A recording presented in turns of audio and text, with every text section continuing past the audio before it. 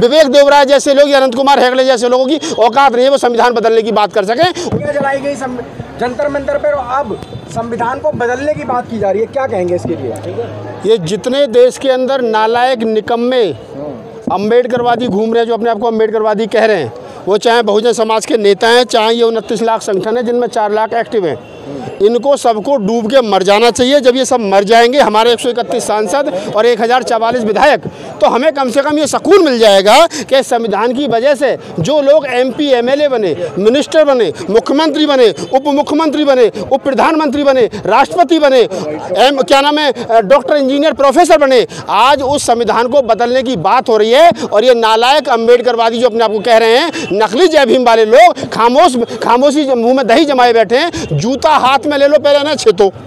पहले जितने लोग घूम रहे हैं ना, जिन्होंने आरक्षण की वजह से, संविधान की वजह से, इनके महल कोठी और ये गाड़ी और बंगला, जिनके बच्चे विदेश में पढ़ रहे हैं, पहले इन्हें छेता जाए ताकि कम से कम ये पता चले कि ये इनको इसलिए मार रहे हैं कि जिस संविधान की वजह से ये यहाँ तक पहुँचे थे, आज उस संविधान को बदलने की बात चल रही है और ये सबके सब खामोश हैं। इसलिए पहले ये वाले पिटने चाहिए। जब ये पिट कर सुधर जाएंगे, सीधे हो जाएंगे, फिर मेरी गारंटी है फिर विवेक देवराय जैसे लोग या अनंत कुमार हेगड़े जैसे लोगों की औकात नहीं है वो संविधान बदलने की बात कर सकें। उन्हें मालूम है, जो प्रधानमंत्री के वित्त सलाहकार समिति के चेयरमैन है विवेक देवराय, अगर वो इस बात को बोल रहे कि संविधान को बदल देना चाहिए, तो उन्हें मालूम है कि इस देश के जो SC ST OBC जो संविधान की वजह से यहाँ तक पहुँचे वो बेकार हैं, वो डरे हुए और मरे हुए लोग हैं। तो पहले इनका जमीर जिंदा करो, ये चाहे पीटने पड़े चाहे छेदने पड़े। इस तरह से जो है कि भारत की शान तिरंगा है, उसी तिरंगे को कुछ लोग हैं जो है कि उसको जला रहे हैं, उसको जमीन पर गिरा रहे हैं, क्या कहना चाहेंगे? देखिए, एक बात समझ लीजिए, ये जिन लोगों को तिरंगे से नफरत है, जिन लोगों को संविधान से नफरत है, ये वही लोग हैं जिनको मानवता से, स्वतंत्रता से, बंधुता से, समता से नफरत है।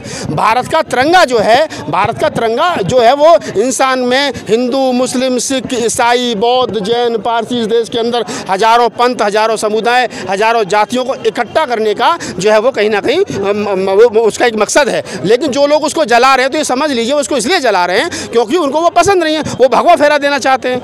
देश का संविधान उन लोगों को पसंद है जिनको इस देश के अंदर समानता पसंद नहीं है, बंधुता पसंद नहीं है, देश का लोकतंत्र पसंद नहीं है, वो देश में मनुस्मृति को लागू कर देना चाहते हैं। तो ये जितने लोग घूम रहे हैं, जो संविधान को जला रहे हैं, जो तिरंगे को जला रहे हैं, जो संविधान को बदलने की बात कर रहे हैं, ये वही लोग हैं जो इस देश में मानवता के विरोधी हैं, स्वतंत्रता के विरोधी हैं, समता के विरोधी हैं, बंधुता के विरोधी हैं। और ऐसे लोगों को ये लोग इसलिए ज़्यादा बोल रहे हैं क्योंकि सरकार इनके माकूल चल रही है। मुल्क में जो देश में पार्टियां रूल कर रही हैं, वो पार्टियां इनके माकूल हैं। और ये कहीं ना कहीं सरकार के इशारे पे बोल रहे हैं। सरकार का हमेशा से रहा 2014 से लेकर के अब तक का, क्या वो पहले हल्का सा पत्थर मार के देखते हैं पानी में कितनी हलचल होगी, फिर चेक करते हैं, ज़्यादा हलचल होती है तो फिर पीछे चले जाते हैं, नहीं हलचल होती तो फिर आगे बढ़ जाते हैं।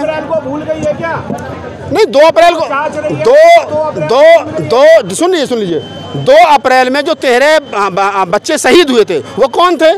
उनका बाप IAS था, PCS था, वो मिनिस्टर के बच्चे थे, मुख्यमंत्री के बच्चे थे, डॉक्टर, इंजीनियर के बच्चे थे। अरे वो गांव देहात में रहने वाले वो बच्चे थे जिन्होंने बाबा साहब डॉक्टर अम्बेडकर को पढ़ा और समझा, और उनको बेचारों को ना तो संविधानिक अधिकार मिला, ना आरक्षण से कुछ लाभ मिला। वो बेचारे गांव देहात में खेती किसानी मजदूरी करने वाले लोग थे। और ये जितने लोग कोठियों में और महानगरों में आकर के बस के बाबा साहब के आरक्षण की वजह से, ये तो उस दिन घरों से बाहर नहीं निकले।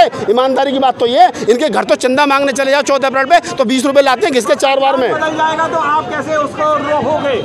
देखिए, मैं आपको एक लाइन में स्पष्ट कहता हूँ, देश का संविधान अगर है भी, देश का संविधान अगर जो लोग कहने का है भी, तो बता दीजिए वो कितना लागू किया उन्होंने अब तक, उसके प्रति सरकारें चल कितनी रही हैं। अगर संविधान है, संविधान बदला नहीं है, लेकिन ये भी सच्चाई है कि कितने % संविधान जो वो लागू हुआ है, ये बड़ी बात है।